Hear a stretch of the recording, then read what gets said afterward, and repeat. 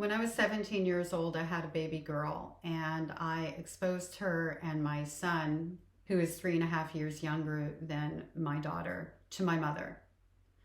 My third child was never exposed to my mother. Well, I shouldn't say that. Actually, she met her once as, I think she might have been like 9 or 10 years old, something like that. But it wasn't like, she knew what time it was. There was nothing that my mother could have done to her to create any damage or anything like that at that point in time. It was extremely brief. Anyway, getting back to my eldest daughter in particular.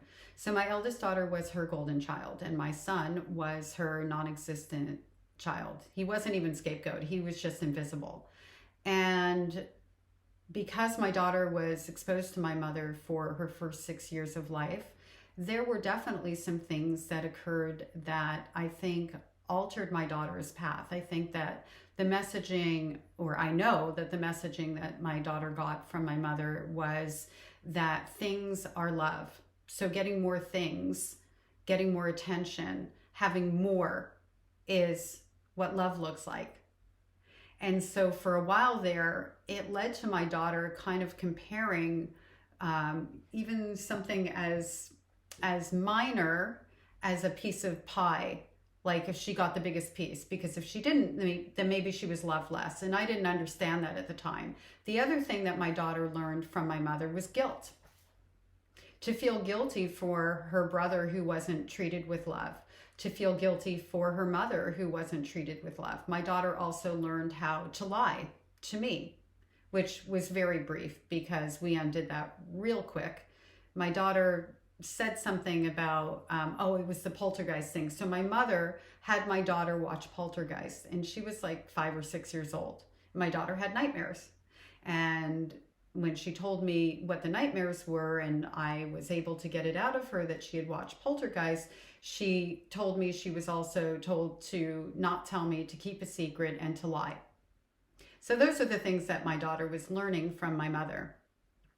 I want to read this comment because you asked me a question, which is why I'm making this video. And then I'll get into where my kids are and how awesome they are. If I do say so myself, they are awesome.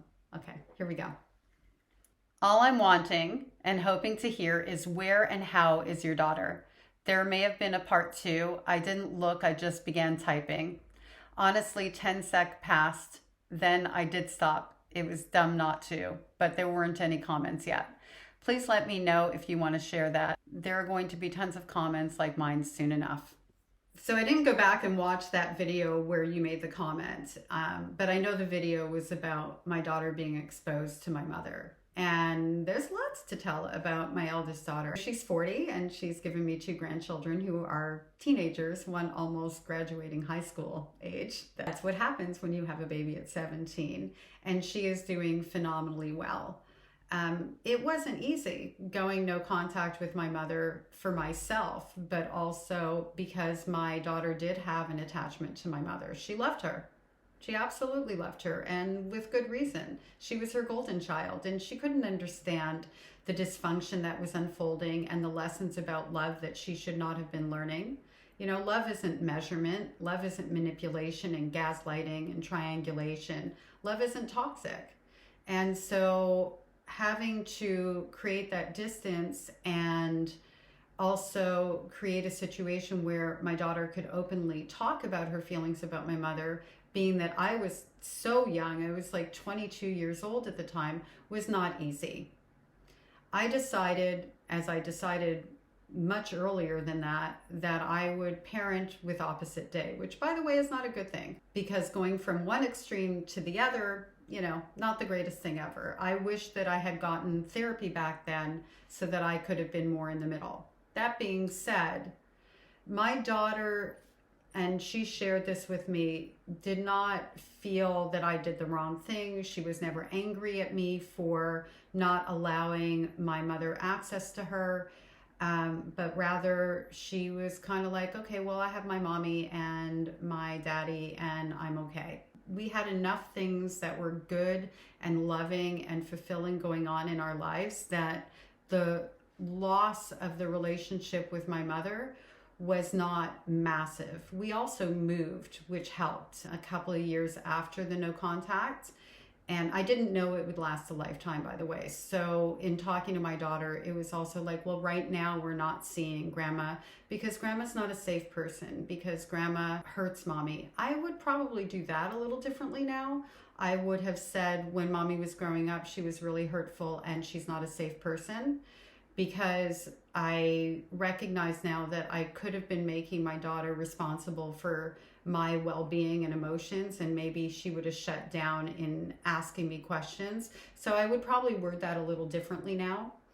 As time went on, even my youngest daughter would ask about my mother, like, why don't I have a mommy kind of thing, because my husband had his mommy. And all of the children received age-appropriate answers. So when mommy was a little girl, grandma hurt mommy. When mommy was 13 years old, she lived on the streets because she had to run away from grandma. Things like that.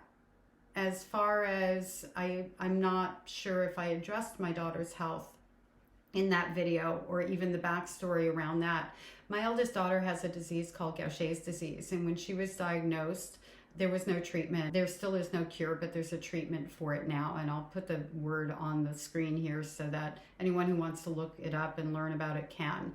It's still a very rare disease, but back then it was even rarer. We went through a lot to get a diagnosis for her and to find out what was going on, and then to realize that she might not be okay. So she was 6 years old, and it was a very, very difficult time. And here I am, still in a relationship with my mother at this point. We get a diagnosis, and you know what my mother wants to do?